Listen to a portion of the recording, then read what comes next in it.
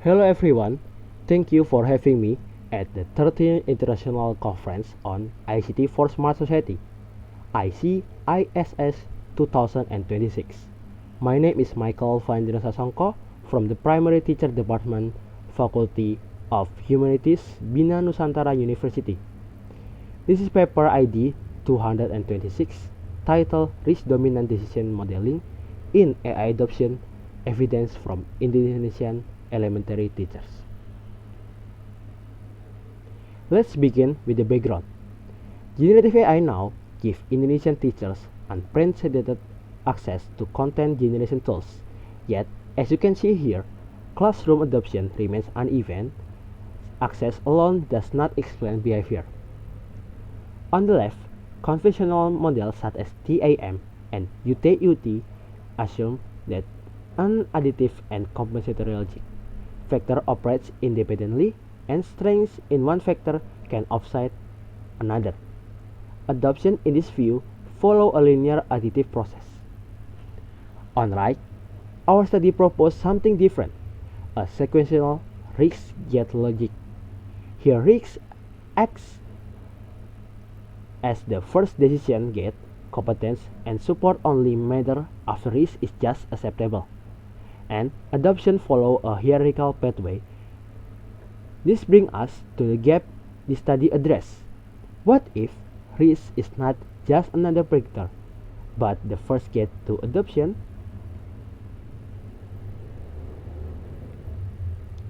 This is the core framework of our study, the sequential risk gate adoption mechanism, or SRGAM. On the left are three predictors. Risk perception hypothesized to have a negative effect, that's H1. AI interaction competence hypothesized positive, H2. And institutional AI governance support also hypothesized positive, H3. Here is the key mechanism. Risk perception sufficiently enter the step 1, the risk gate.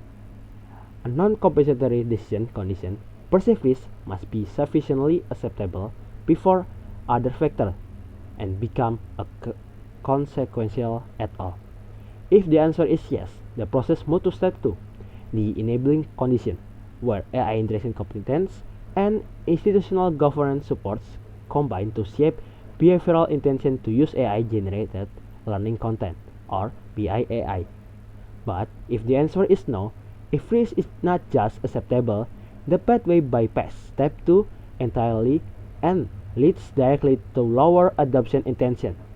That is the non-compensatory part. No amount of competence or institutional support can be substituted for an unacceptable level of perceived risk. Let's move to how we test this framework. First, design. We use quantitative cross-sectional survey design. Second, sample. Actively teaching Indonesian elementary school teachers require true convenience sampling across multiple regions. Third, instrument. A 5-point Likert questionnaire covering 4 constructs: RP, AIIC, IAIGS, and BIAI, with 21 indicators in total. And fourth, analysis. We use multiple linearization, both partial and simultaneous, together with classification and regression tree, or CRT, analysis. Validate with 5,000 iteration bootstrap resampling procedure. Before testing our hypothesis, we check instrument quality. As shown in the table, all 4 constructs achieve strong concept alpha reliability. BIAI at 0.85, risk perception at 0.92, AI interaction competence at 0.80, and institutional governance support at 0.90. All reliable. Looking at the sample profile on the right, BIAI and AIIC were rated very high. AIIGS was high, and notably, risk perception was low. This set up an important point. Despite this low perceived risk, our regression analysis revealed that risk remained the strongest determinant of adoption intention. Now, for our main regression result, moving from individual effect to risk dominance. On the left, individual effect, or partial regression. Risk perception to BII, beta minus 0.473, R square 0.223, P less than 0.1, AI interaction competence to PII, beta 0.317, R square 0.100, P equals 0.4. Institutional governance support to BII, beta 0.362, R square 0.121, P less than 0.1. All three are significant on their own. But look at the right side. When tested together in simultaneous multiple regression, risk perception to BII remains significant, beta minus 0.365, P less than 0.1. AI interaction competence beta 0.173, P equals 0.88, not significant. And institutional governance support beta 0.191, P equals 0.69, also not significant. Overall, model explanatory power R squared equals 0.296, meaning our three predictors together explain 29.6% of the variance in PII. So, all three factors are associated with adoption intention individually, but when tested simultaneously, only risk perception retains an independent, significant effect. This is the dominance effect central to our framework. To validate this dominance effect with a completely different analytical method, we ran a classification and regression tree analysis. Among 15 predictor indicator stats, 5 per construct, the item AI output is for student or in _1 RP produced that the strongest initial split with an improvement value of 2.709 times over baseline. As shown in the tree diagram, this single item was selected as the root node, meaning it provides the strongest initial separation in adoption intention, even before any competence or institutional support item is considered.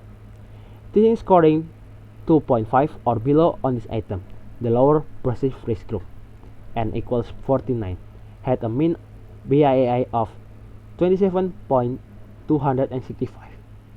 Teaching scoring above 2.5, the higher perceived risk group, n equals 33, had a mean of BII 23.909. A single item threshold on perceived output risk alone separates higher and lower intention teacher groups, providing further independent support for our proposed risk gating interpretation.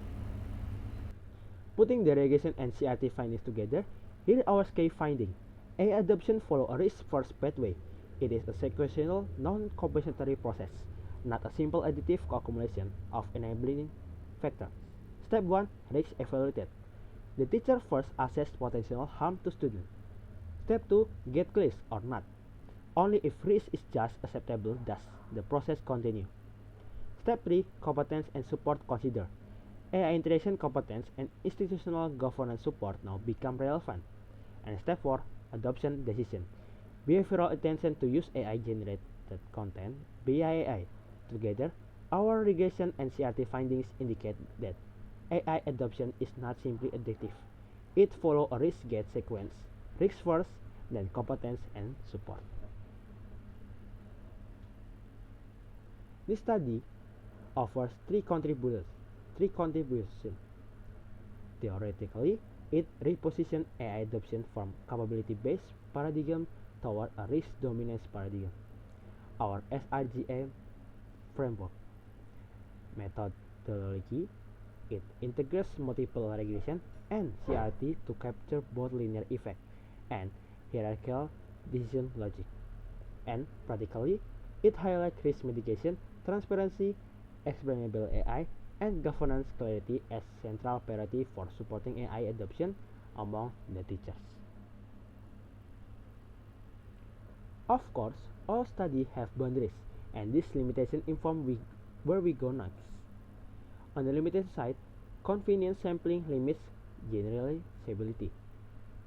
The cross-sectional design threatens causal inference. Self-report data may introduce response bias, and our model explains only 29.6% of variance in BIAI, leaving room for other factors. So, for the future research, we recommend probability sampling. For example, stratified sampling across proficiencies. Adding constructs such as institutional trust and AI literacy. Longitudinal or experimental designs, and testing SRJIM against the remaining 70.4% of variance source. These limitations do not diminish the value of our findings.